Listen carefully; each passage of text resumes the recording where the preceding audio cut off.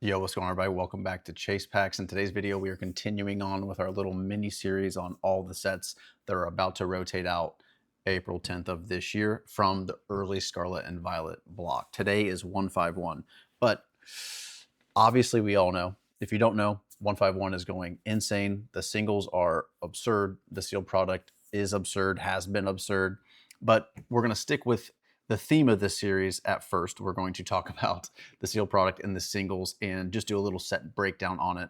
But considering that 151 is doing what it's doing with these prices, it was good timing for this video. That's for sure. So we'll get into a little bit of the history of 151, kind of just when it released, right? September 22nd, 2023, had like 165 base cards, 42 secret rares. It was the first specialty set of the SV era. Now, when 151 released, it was before the boom. It was before the hype period. Surging Sparks, Prismatic really is when it really started turning and getting really crazy. So 151, when it released, it wasn't what it is today. The market wasn't where it is today. So there was availability for this set to be picked up at decent prices, for sure. It didn't last long, right? But there was a time where you could pick up 151, you could find it, you could find these ETBs in Target, which seems insane to think about nowadays. But yeah, so at the end of the video, we'll get to the question. I guess my big question for 151 is this going to be the new normal for sets rotating out? Are people getting smart enough, educated enough? Are they learning enough about the hobby to know that when these sets rotate out of competitive play, most likely they're never going to be reprinted again? You might see restocks, but they're never going to be mass reprinted again. So the question is, are all these sets rotating out in the future? And I'm mainly talking about specific sets. When they go to rotate out, is this going to be the new normal, where we see these crazy prices on singles go up, we see these crazy prices on the sealed product just skyrocket? Because for a while there, sets could rotate out and they could not do what 151's doing. And again, 151's a little bit of a special set, kind of a generational set, really. We all know why, but we'll get into that at the end. That'll be the question that I bring to you guys and I give you my opinion on at the end of the video. But for now, let's just cover the sealed products and the singles because they are going insane. Okay, we're going to start with the bundle. 151 bundle. For a while there, you could pick these up under $100. I mean, real close to 100, but they were selling 90, 95. I picked up two at like, I think it was like just under $100. It was like $99. But the last solds on these 175, 165, 166, 173, 173. And to be honest with you, I'll just say it now. If you bought one of these at 170 bucks today, you're going to be up your money. You're going to be up on your money probably not too much longer from now. I could easily see these being $200 at the end of the year, which is just insane to say. But we have the bundles there. We have the regular Elite Trainer Box, which has been expensive for a very long time. It's up 62% on the 3-month chart.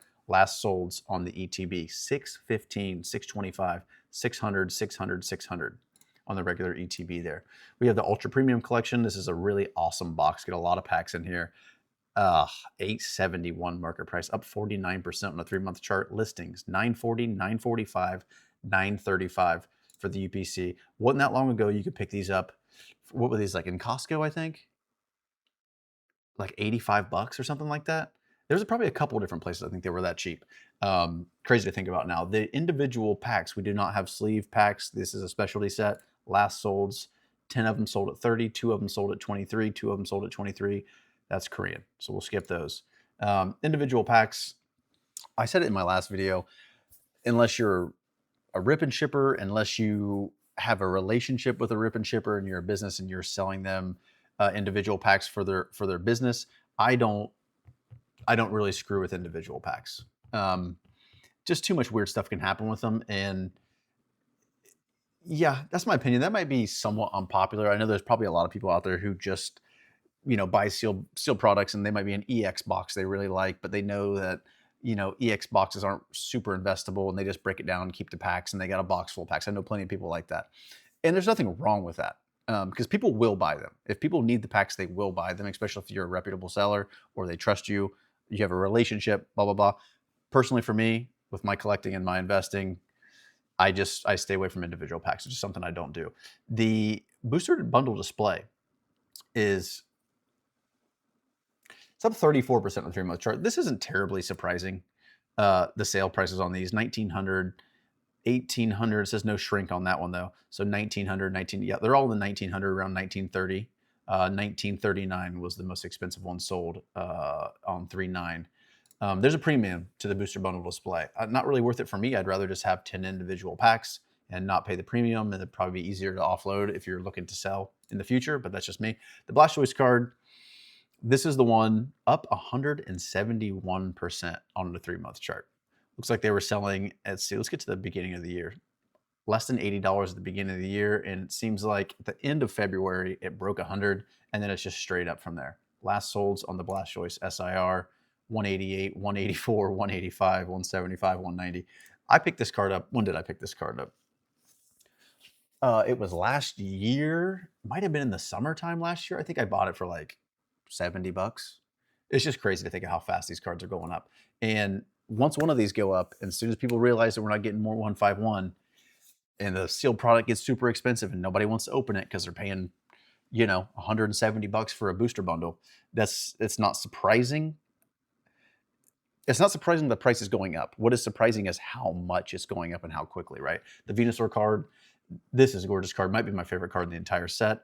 Market price is 154, up 103% on the 3-month chart. That's going to be a theme we have here. Just a crazy percentage up on the 3-month chart. Last solds 142, 150, 151, 143, 139 for the Venusaur. The Charizard SIR, wasn't that long ago, you could pick this card up for like $220, $200. Last sold's 438. Two of them sold at 438, 435, 494, 437, and 430. Alakazam, also one of my favorite cards in the set. I think I picked this card up. This was early in the year last year. It was like 40, in the 40s or 50s, like low 50s. This is an awesome art though.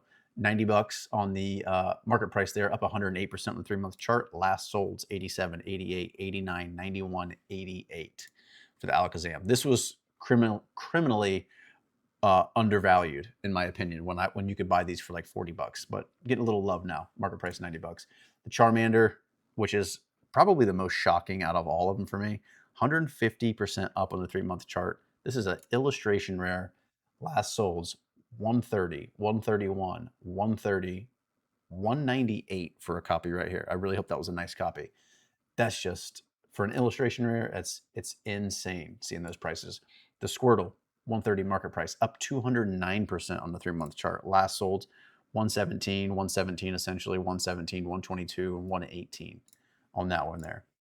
The Bulbasaur, I have to say, I think the Bulbasaur, Ivysaur, Venusaur line is my favorite line out of all the starters. They just look great. I love the greens in these cards.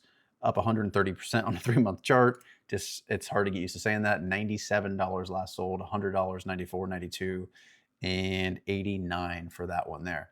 Let's go to the Charmeleon. These are connected arts, right? The Charizard, the Charmeleon, and the Charizard, or the Charmander, the Charmeleon, and the Charizard, all connected. Really cool.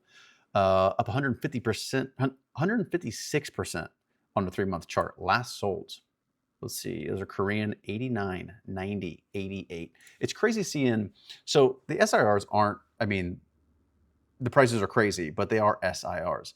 Seeing these illustration rares selling for into the $100 range and up it's crazy. The Pikachu, this is an awesome card. A lot of Pokemon in this card is Gengar hanging out right there, Jigglypuff. This is a really cool card. This is a card that I might still be willing to pick up at this price because I think it's going to be, I think it'll go up. I think it'll go up, and if you can get a really nice copy, get this graded in a 10, yeah.